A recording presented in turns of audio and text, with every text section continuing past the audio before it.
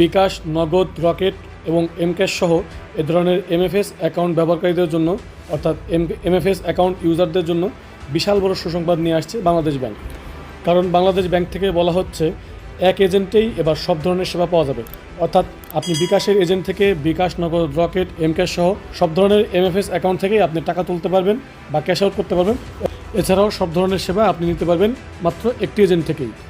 এখন থেকে একজন এজেন্টের কাছে মিলবে মোবাইল ব্যাংকিংয়ের সব সেবা। এটি বাস্তবায়নে হোয়াইট লেভেল এজেন্ট নেটওয়ার্ক চালুর উদ্যোগ নিয়েছে বাংলাদেশ ব্যাংক। প্রাথমিকভাবে পরীক্ষামূলক এই সেবা চালু করবে প্লেস্টেশন নামের একটি প্রতিষ্ঠান, আর ব্যাংকগুলোর মধ্যে সংযোগ স্থাপনে কাজ করবে জয়তুল ফাউন্ডেশন। সময়ের সাথে জনপ্রিয়তা ও গুরুত্ব বাড়ছে মোবাইল ব্যাংকিংয়ে। এছাড়া ক্যাশলেস লেনদেনও বিস্তৃত হচ্ছে প্রতিনিয়ত।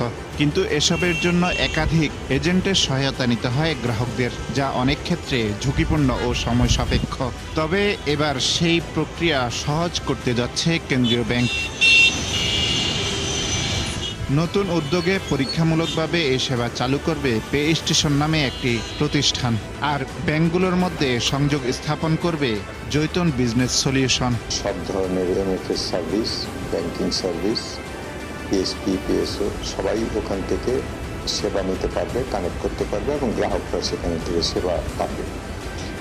এটা একটা যুগান্তকারী পদক্ষেপ বলে আমরা মনে করি যে যখন প্রতিটা সার্ভিস প্রোভাইডার তার নিজস্ব একজন এজেন্ট বসিয়ে কাজ করে, সেটা সবসময় ইকোনমিক্যালি ভায়াবল হয় না।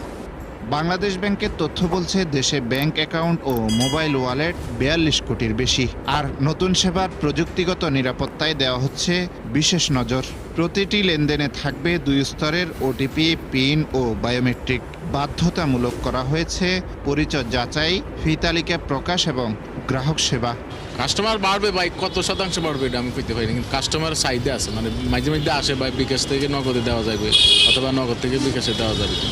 বর্তমানে বিকাশে যে রেটটা নিতেছে 1020 টাকা, ব্যাংকে আমি 50,000 টাকা পাঠাইলে 20 টাকা কাটে, আর বিকাশে 1000 টাকা 20 টাকা কাটে।